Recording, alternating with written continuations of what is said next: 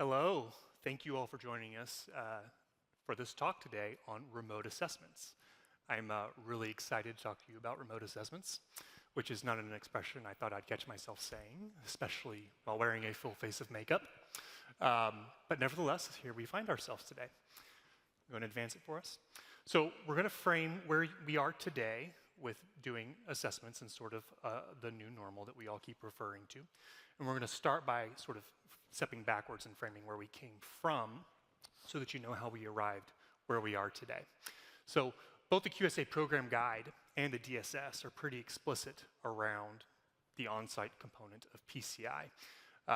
Prior to the pandemic, there really was not a notion of a fully remote assessment, or at least it wasn't one that came up in common parlance or regular vocabulary between assessors and merchants and such.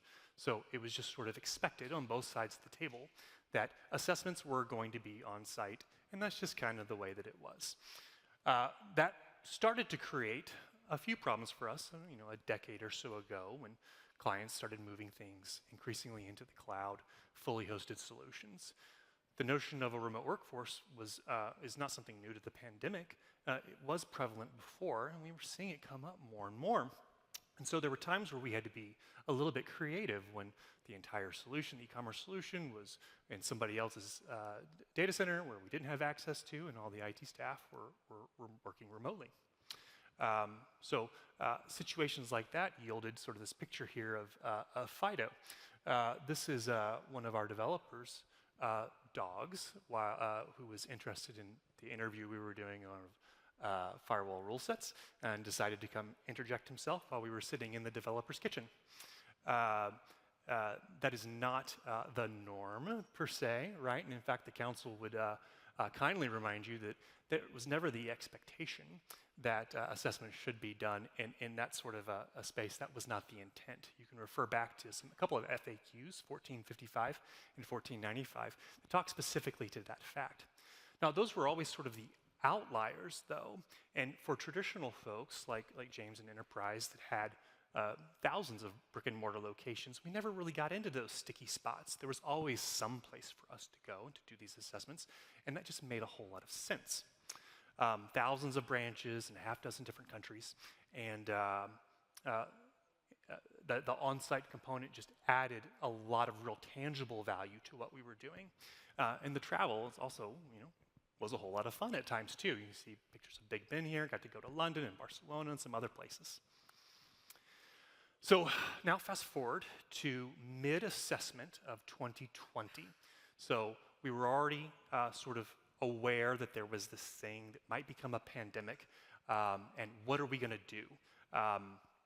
We said, well, let's proceed with safety as the primary idea here, but let's kind of continue with business as usual and try to conduct as much of this on site as we would normally.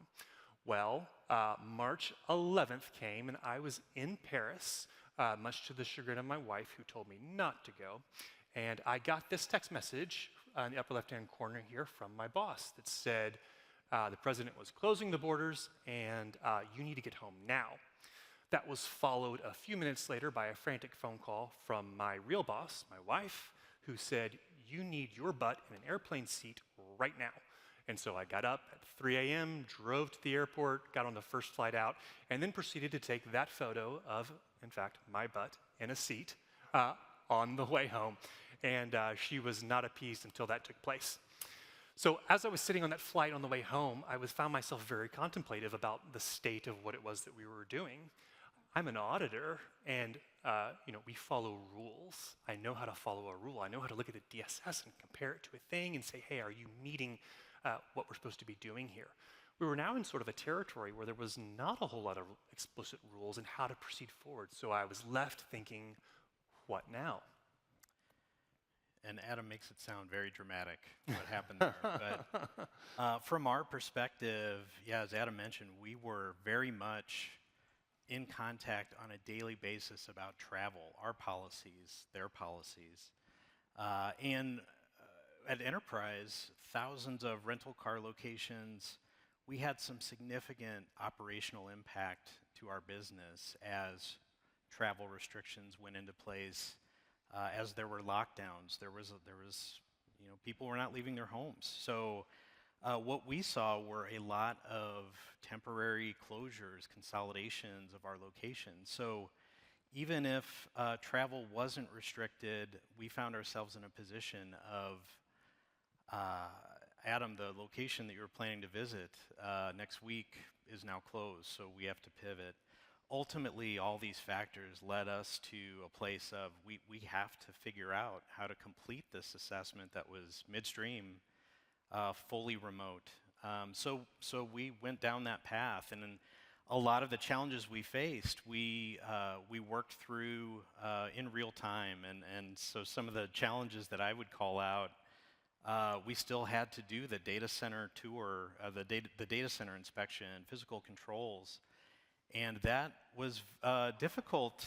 We found with audio, trying to take an assessor through on a mobile device through a very loud data center with blowers going, and so we worked our way through that. And other challenges we faced were around, it's hard to imagine today, but remote meetings were not the norm at the time. Web conferencing, at least with our business, was not the norm.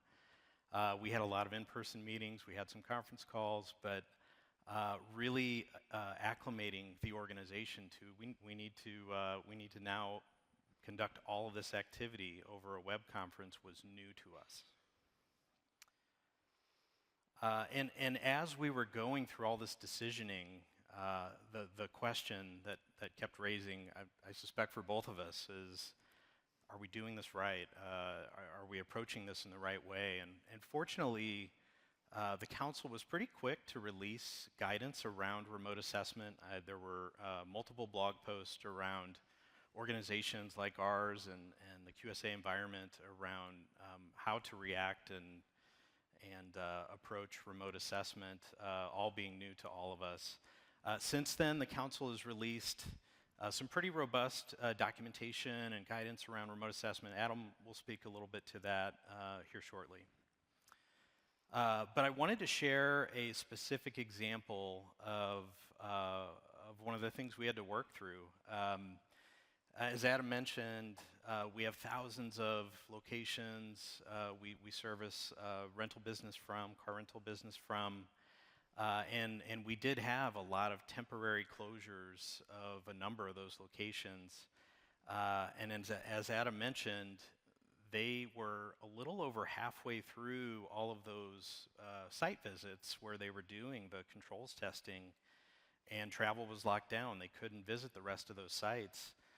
So ultimately, we landed on the sample size, given the factors of the testing that they had already completed and the fact that a number of our locations were temporarily closed, that there was comfort with the level of testing that had already occurred. And so a smaller sample size of our location testing than normal. But Adam was very quick to advise me you really should check with your acquirers, make sure they don't have questions about the approach we're taking for the first time, or concerns that we need to talk through. So we did, and the interesting response that I got was, well, if Adam and your QSAs are comfortable with it, and the testing, they feel comfortable with the testing they completed, then we're okay. So from my perspective, I was a little bit in the middle of, Adam and his team saying, well, check with your acquirer, and then the acquirer saying, well, look at them, and if they're okay, then we're okay. Ultimately, there was some specific guidance that the council released that we got grounded on and felt good about that situation. One, I would say, is probably more applicable to the merchant, and the other more applicable to the assessors. The first being entities that are being assessed, contact that compliance accepting entity, full transparency between the acquirer, the merchant, the QSA in terms of some of these flexibilities and conclusions with remote assessment. So we did that, and we felt good that we were in a good place there.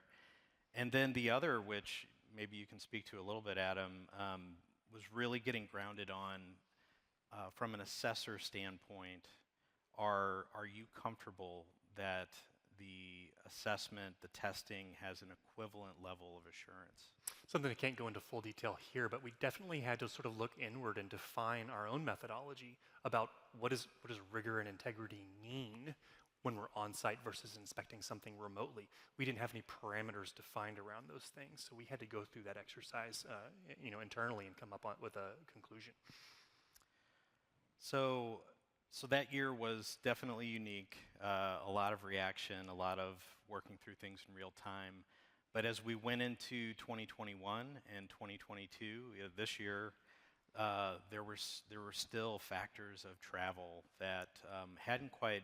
In 2021, definitely restrictions. 2022, travel really hadn't quite opened up at the time that we were scoping out our assessment.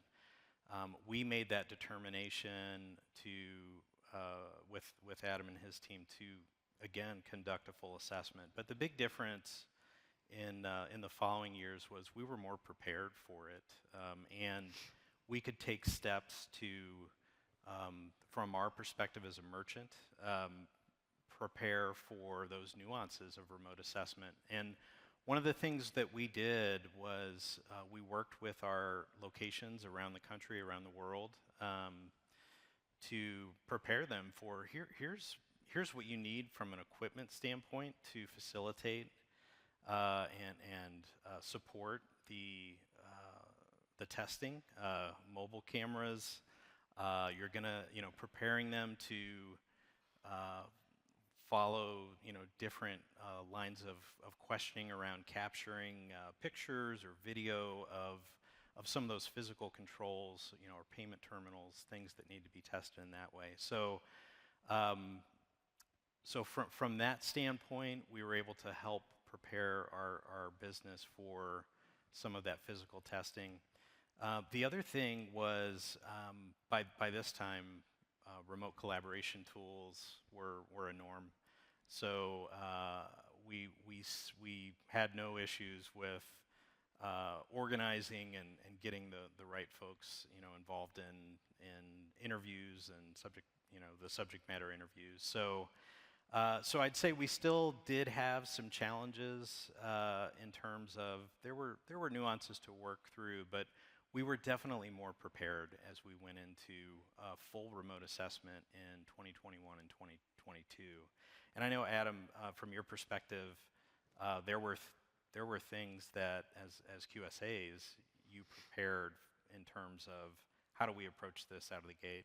Certainly. So we had to, on our end, get a little bit more robust in our playbook design, and we nailed it right out of the gate the first time. Is that right? No. So what the classic mistake that we made was we took our existing sort of checklist that we were using when we had a QSA on site at the branch, and we thought we could just tweak it ever so slightly and use that same checklist when we were doing these remote assessments. We'd give it to our QSA and the guy that was at the branch, and then we thought, oh, this is just going to be a piece of cake. Little did we know, right? So little small things like James alluded to before, like we needed to be really explicit. You need a phone. You need a phone with a camera on it. You need headphones. You might need a flashlight. Walking around holding your laptop at precarious angles with both hands while you're also trying to hold a POI device and find the right light so that we can read the serial number on the back was sort of a recipe for disaster and did not make for very productive meetings from the get-go. We got that dialed in, where now we have purpose-built playbooks or checklists that are designed by client for the particular use cases that we have.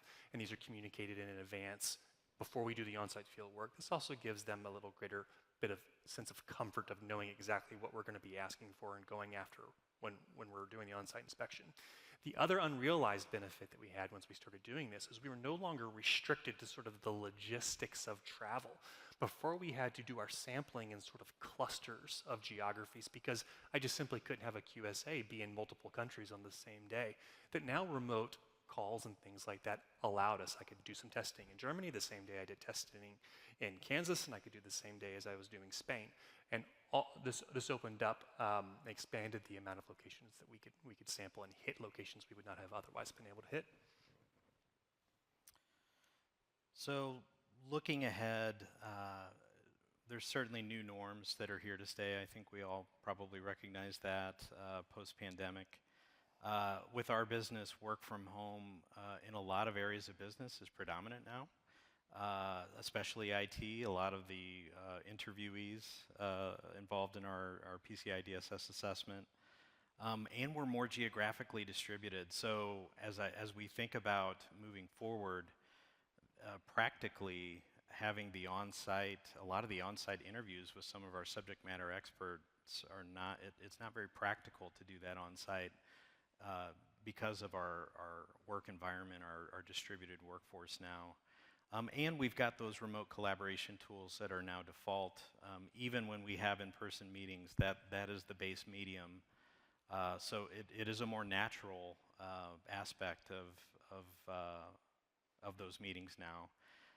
So from my perspective, looking long term, I truly think it's going to be hybrid, some sort of hybrid approach, where from a subject matter expert interview standpoint, we can do all those via Teams calls, Teams meetings. There's value to doing the site inspections, the physical controls testing at our branch locations, at our rental locations. Those can continue to be on site in person, or maybe it's a mix to take advantage of some of the geographic distribution. But I think what I would leave with on that front is every business is going to be different. So these are great conversations to have with your QSA about what makes sense for your business in terms of that mix of remote assessment or on-site, and again, with your acquirers. All right, so key takeaways. What I do not want you to take away from this presentation is that Adam said all assessments should be remote assessments fully going forward, right? Not at all what we're saying, nor are we saying that everything needs to go back to being completely on-site. James mentioned hybrid, so not advocating one way or the other. What I will paraphrase by quoting here in an expression that world events rarely introduce change, but rather tend to accelerate the onset of changes that were already looming. So going back 10 years ago when I was sitting in that developer's kitchen and we kind of had this sort of weird sticky spot of, I don't know how to solve this problem or what makes the most sense in this situation. What we have now is a framework and guidance for making really thoughtful decisions about when on-site's necessary, when remote is necessary, and a lot of those decision things are still maturing. Just this last week, we had some very thoughtful discussions in a gear meeting around can we add even more color and commentary around specific scenarios that would require an on-site versus remote assessment or even components of the assessment. So reflect upon the methodologies and guidance documents that are already available to you. There's a remote assessment guideline and procedure that's available on the council site if you are a service provider or a merchant and you're looking at sort of what the expectation should be. If you are a QSA company or someone who does assessments, reflect upon the remote assessment addendum in much the same way that the ROC template can help answer some of those questions about how something should be interpreted, or maybe some more thoughtful diligence should be given to a particular situation. Just the steps of going through that remote assessment addendum might help solve some of those problems. If it doesn't sound like we're going to be able to meet the same level of rigor and assurance that we were getting before doing this fully remote. So yeah, I would kindly direct you out to the council site. And if you have any more questions about that documentation or about our experience of a remote assessment, please come find us loitering around in the networking session down below, and we'd be happy to chat with you all about it. Thank you very much for your time. Thank you very much.